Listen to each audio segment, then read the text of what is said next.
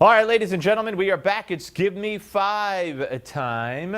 And yesterday, if you recall, I showed you extensively how the media has covered Fidel Castro over many decades, even right up until today. And I got those sound bites from the Media Research Center at newsbusters.org. They've compiled the whole thing. And they've compiled I won't say a montage, but it basically is a montage, a video of media reaction on the day after, the morning after the election. Of course, the election ended in the morning. You know, the results were in. Hillary conceded to Donald Trump, and he came down 2:30 in the morning Eastern time. But the morning after on the news shows and subsequent coverage was really, really so revealing and so telling and so laughable and sad at the same time. So let's watch the first segment of this. This is the time for real wisdom. Lightning round. If Trump wins, how about bursting into tears and screaming for the next 45 minutes? Well, America is crying tonight. I'm not sure how much of America, but a very, very significant portion, and I mean literally crying. Everybody is crying and so upset, and it is the end of their world. Feels like the end of the world. We were on Lifetime last night, and I was slowly getting drunk is what happened to me. How do we explain how this is possible? There's your journalists in the media, ladies and gentlemen. Crying. How's this possible? I was getting drunk. Wonderful. Just wonderful people. Wow. Oh, you've not seen anything yet. More. How did this happen? Experienced politician versus racist fake gynecologist. Get your abortions now, because we're going to be and we're going to have to live with it. You're awake, by the way. You're not having a terrible, terrible dream. Also, you're not dead and you haven't gone to hell. This is your life now. This is our election now. This is us. This is our country. This is a different Earth today than it was 24 hours ago. It's a different place. It just is different. The woman who President Obama called the most qualified person ever to run for the White House couldn't break through. The question remains, who can? Of course, she's talking about the glass ceiling, because that's all Andrea Mitchell is interested in. That's all she's ever been interested in. Hillary's a woman. She ran as a woman. A woman needs to win. She didn't win because she's a woman. What woman will win? It's all about that. That's her little thing there. But wow, get your abortions now. Wow, wow, sick stuff. Really sick. I mean, you all know, I hope, about Bush derangement syndrome, which many people became infected with, and it carried on through his administration. It carried on well after his administration, right to this day. There's no known established cure for Bush derangement syndrome, but many people have weathered the disease, and it has, you know, exited their bodies somehow. But this Trump derangement syndrome, which then morphed into, after this, as you know, oh, Trump hires Nazis, Trump's a white nationalist, Trump hates blacks, Trump's this, he's going to put you in internment camps. So that's the second part of this disease. But this was, when you first get Trump derangement syndrome, you're watching it. You're watching the manifestations in what I'm showing you. Here's more. Deeper concerns tonight that the world's shining light of democracy has gone dark. Decency lost last night, and that's what's so hurtful about this. This was a white lash. This was a white lash against a changing country. It was a white lash against a black president in part. And that's the part where the pain comes. Well, the whole white lash thing was outrageous and, in my view, racist. White voters lashing out at Barack Obama. No. You had more blacks voting for Trump than for Romney, more Hispanics voting for Trump than for Romney, more women voting for Trump than for Romney. Do I have to go on?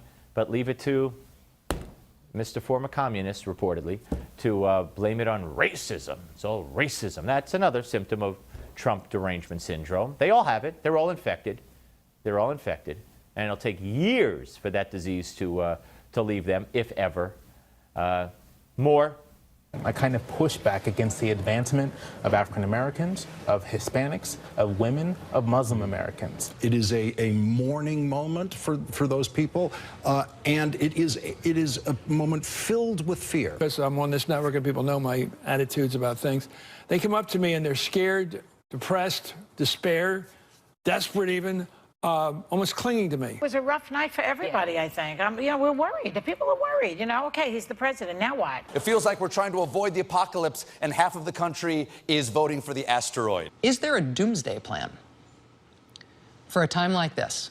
Am I right to ask about a doomsday plan? Do you see this as a doomsday scenario?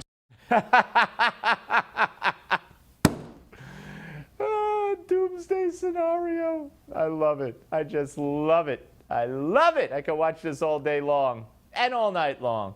And then you got to see this. Now, this woman anchored a debate. Watch. So if Donald Trump is democratically elected and your son is serving as a Marine, you wouldn't trust his life under that commander-in-chief? And Kane said, I wouldn't. That's a pretty extraordinary thing to say. If you have a son in the Marine Corps and that you don't trust the commander-in-chief. The people in the military defend the Constitution. She's crying. She cried over Trump's victory, yet she moderated a debate. And Trump called her out on it, supposedly, when he invited them all up to Trump Tower, had all the little media schnooks around the table. She cried. You can't make this up. It's a sickness. It's an illness. It's an illness. And then there's this. I cannot put a happy face on that. And that's my job. This is the first time throughout this entire race where I'm officially shitting my pants. I genuinely do not understand how America can be this disorganized or this hateful. How do you govern when your whole campaign was built on the hatred of somebody else? From slavery to, Nazism, we have faced challenges before to who we are as a people. Plus the Supreme Court, who knows where that's going to go. So the only checks and balances we have are us, the View. How are you supposed to be able to handle the country if you can't handle It's not hard. You learn it in like middle school. She had the best ad campaign, the best ground game. This is a shot against meritocracy, I think, because she merited everything. The normal way you standardize these things, she did what she's supposed to do to win. She was Hillary Clinton, the most qualified candidate, the best suited for the job, the best temperament.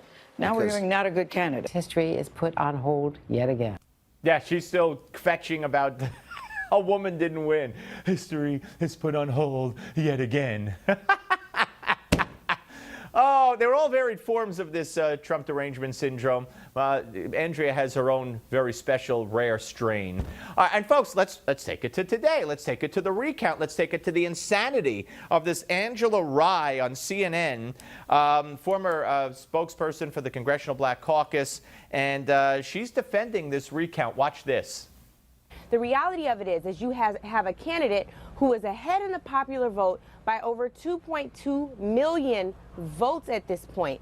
And Wisconsin, she's separated in Wisconsin by a little over 22,000. The question is, why not? If it is true that Donald Trump's voter or count went down by a little over 6% in one Wisconsin, because even if the Wisconsin vote was wrong, she still wouldn't win the Electoral College. Well, and then you have the states, Pennsylvania and Michigan, where we're talking about 3 states and 100,000 votes. Jeffrey, we can laugh, but I think the reality of it is this is really troubling to people.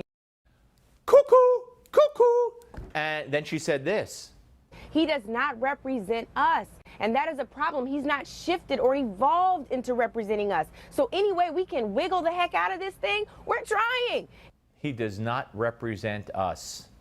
And then she went on to say, people were afraid. They couldn't go to the polls because they were afraid they didn't have the adequate ID.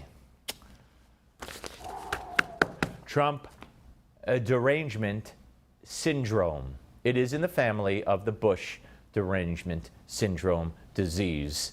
Expect it to spread and get worse before it gets better. J.D. Hayworth takes over for hour number 2 of America Talks Live.